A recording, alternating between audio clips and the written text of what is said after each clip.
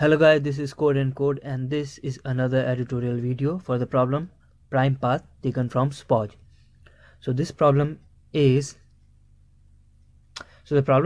you are given two 4-digit numbers, say A and B, and you have to remember both the numbers A and B are prime numbers, and you have to find the minimum number of operations to convert A into B. So you are given two numbers, both are prime, of 4 digits. You have to convert one number into another number B. You have to convert A into B, and all the operations you can do is, in one operation you can change only one digit of the number A, and then the number after changing the digit of A must also be a prime. So if I explain you taking the example of, suppose this was a sample test case. So answer of this is 6. You have to print 6 because in 6 number of operation you can convert first number, that is 1033, which is the prime number of 4 digit, to another number 8179, which is another 4 digit prime number. So the 6 steps taken are this.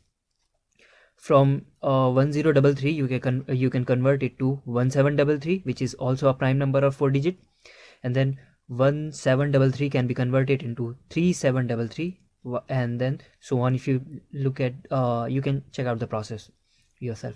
So this is the whole process, and the total number of steps we took was 6. So the answer is 6. Now important thing is that whenever we are changing number A into any another number, then that number is also a 4 digit. Remember, you can't have leading zeros, otherwise that won't be a 4 digit. And whenever we are changing one digit and we are converting it to another number, then the another number itself is a prime number. So all of these numbers are prime numbers. So you have to take a path which goes through prime numbers, and you have to tell in what is the minimum number of operations required to convert number A into B. If I explain you this problem, just think how you can solve it, and I'll explain in a moment. So I'll explain in 3, 2, 1 now. So this problem can be solved using BFS, that is breadth first search technique, and let's see how we'll do this.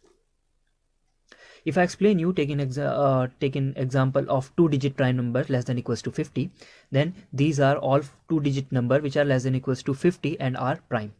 So you can create a graph using these number, and a node is connected to another if only one of the only one digit is differing from these two numbers. So 11 and 13 are connected to each other because there is only one digit is different from these two numbers. So 11 and 13, the second one is converted into 3. So the second place differs in these two numbers. 11 is connected to 31 as well because the first place of both the numbers is different. Only one place changes. So what we can do is that we can generate all the prime numbers of 4 digit, and then we will run a n square loop and check whether the ith prime number is connected to jth prime number or not, and when they would be connected if only one digit of ith prime number and jth prime number differs. If only one digit differs, then they are connected to each other. If I ask you what is the minimum number of operation required to change 11 into say 23, so the answer would be this is difficult. 11 to from 11 you can convert to 19, 19 to 29, and 29 to 23. So I hope the answer is of 1, 2. Or you can convert it into 2 steps, 11 to 13 and 13 to 23. So it took 2 steps, right? Which is nothing but finding the minimum distance between two nodes, and which is nothing but BFS. So we are going to apply BFS on and solve this problem. So let's start. So let me remove everything. Bang.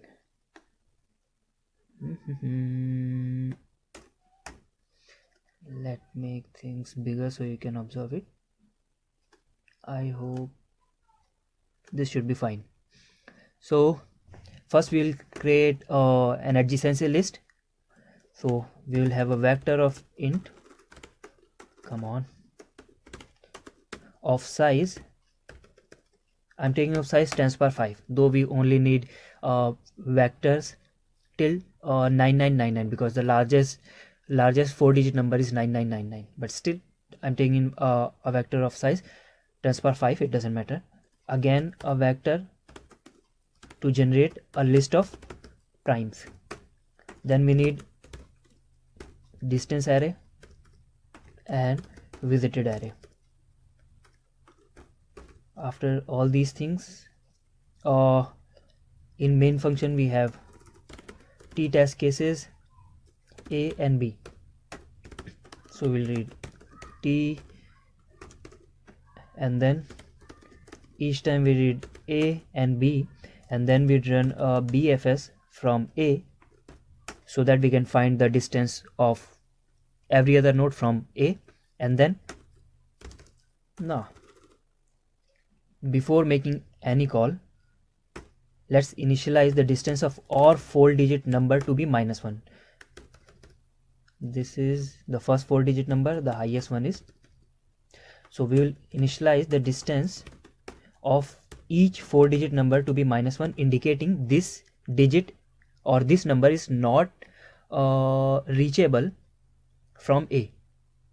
So if even after applying BFS, B is having -1 as its distance, which would indicate you can't convert A into B.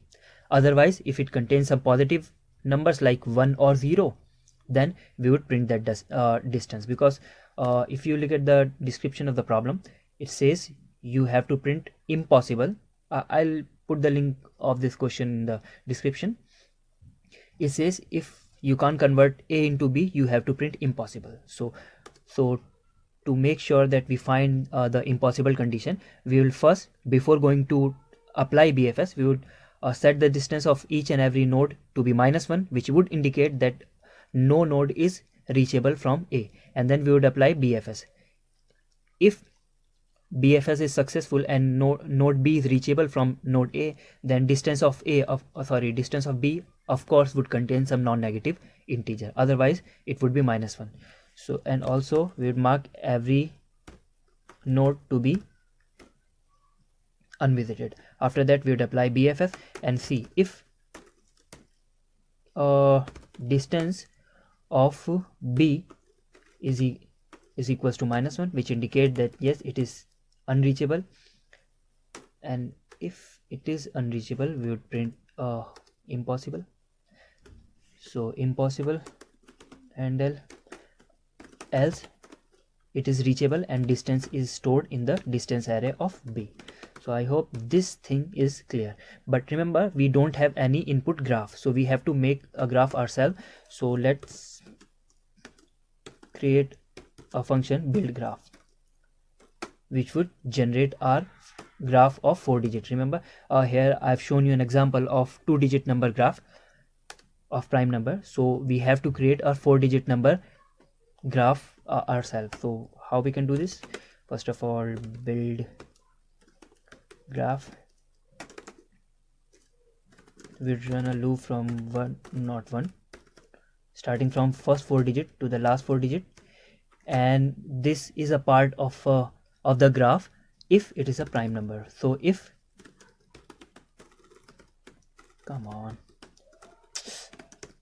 ith node is prime, is a function which returns true or false. It returns true if ith number is prime. And yeah, if prime function we will create it. So if ith number is a prime number, then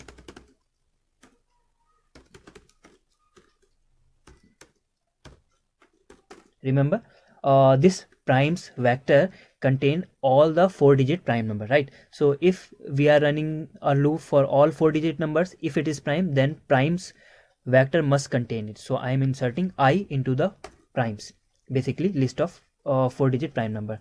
So this is prime, we have to create it. It would return true if n is prime, otherwise false. So we know how we do it.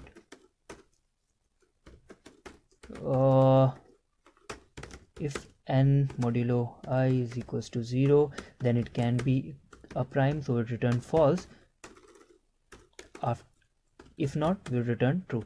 Now if you do not know what is this, this is a function which runs in square root, which can determine in square root of n time whether given input n is a prime number or not. I have explained this function in detail in my number theory lecture series, so you can go there and check out if you have no idea how this works. So now is prime would return true if ith number is prime, and if it is a prime, so the prime list must contain it. So that is why I'm inserting I into the primes list. After that we have primes. Now let's create the graph. We return a loop from I is equals to 0 to the size of primes vector, primes dot size I plus plus. J is equals to I plus 1. We will start from I must that is 0th position would be tested with all the primes from 1 to the size. So that is why I'm starting from I plus 1.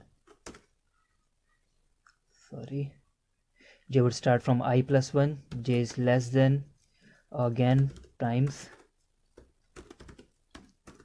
dot size and J plus plus.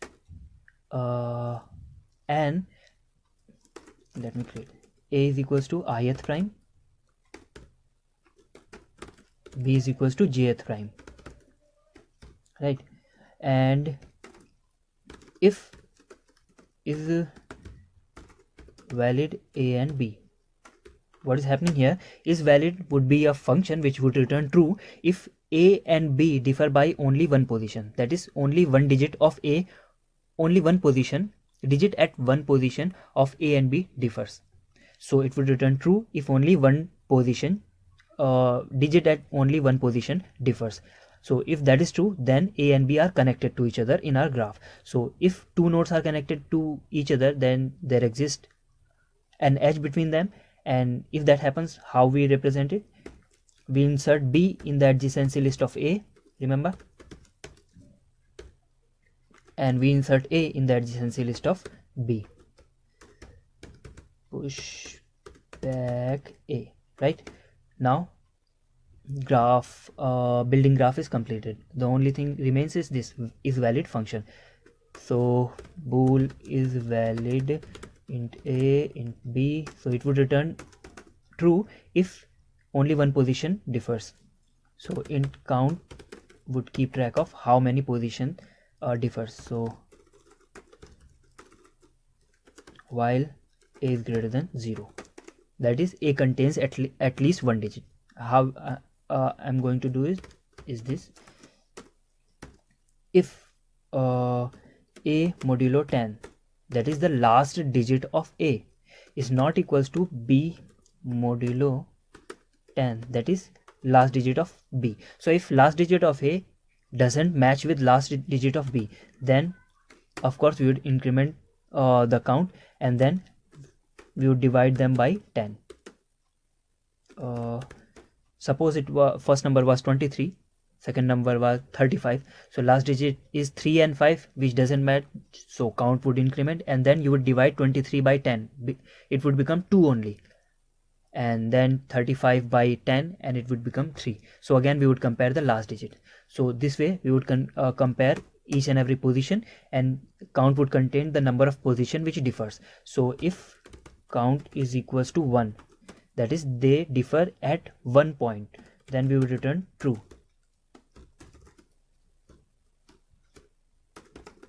Else we would return false. That's all. I hope we don't get any error. Yes, there is. Oh sorry, I plus plus. And again, come on boy, BFS starting from point A. Oh sorry, the main important thing, BFS breadth search. Yeah, we haven't defined this. So what we do, we create a queue of int. I've explained in the previous lecture, and let's name it queue. So first thing we do, we insert source into the queue. So insert, that is push source into queue. We mark the distance of source to be 0 and mark it as visited, though I don't think we need to mark it as visited, but there's no problem. So the while loop runs as long as the queue is not empty. So queue dot empty would be true when queue is empty, so we have to run till queue is not empty. So we take the current node from queue, which would be front of queue, and then we pop this element from queue, and in the adjacency list of this current element, if child is not visited, then we would mark it as visited, set its distance of child is equals to distance of current element plus 1. All of this I explained in the BFS video, BFS lecture, so I can't explain it here as well because that would just waste our time. So distance visited, last thing, to insert this child into the queue, and everything's done. Okay,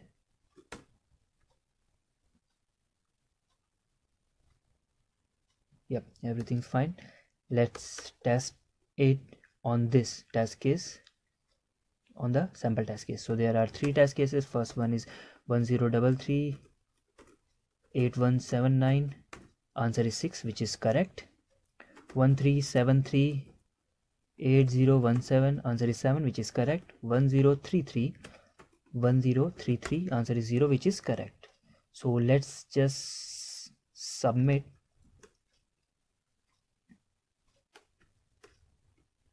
Let's just submit it, and I hope we get an AC.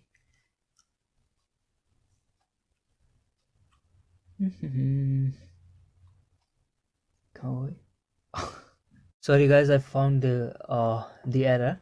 The error was in isValid function, where if count is equals to 1, we have to return false, otherwise we have to return if count is equals to 1, we have to return true, otherwise we have to return false. So what I was doing, I wasn't returning false, so that was the problem. I simply wrote false and I wasn't returning the false. That was the problem. So now since this problem is gone, I think we should get an AC. And sorry for the problem, I do not know where my what I was thinking. I've changed nothing from other code. The only thing that I've changed is I've wrote down return in front of false, and you can see this is accepted. So sorry for the inconvenience, and I hope you would have found this problem a bit more interesting than the previous problem, because previous problem was just an introduction to the basic implementation of BFS, but that wasn't as interesting as this problem. So the problem of the link of the problem I'll be putting down in the description. So if you think that, or you should try it yourself. And this is the code. And let me remove this. So what we did, we built a graph. Ran a loop. We ran a loop from 10 to the power 3, that is first 4-digit number, to 9999 to the last 4-digit number, and we check whether the ith number is actually a prime number or not. If it is a prime number, we are inserting this number into into the list of 4-digit prime numbers, and then we are running a loop. If ith and jth prime number are valid pairs, then we are inserting them into each other's adjacency list. And this is how we are building our graph. Since we do not need to build the graph again and again, that is why we are doing this. We are not doing this inside the while loop, we are doing it only once.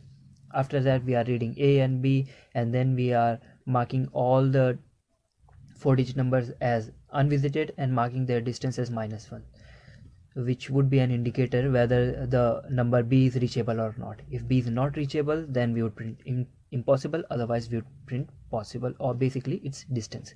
And isValid function does nothing but checks all 4 position and counts how many position differs from each other. So if count is equals to 1, that is 2 numbers differ only at 1 position, then we are returning true, otherwise returning false.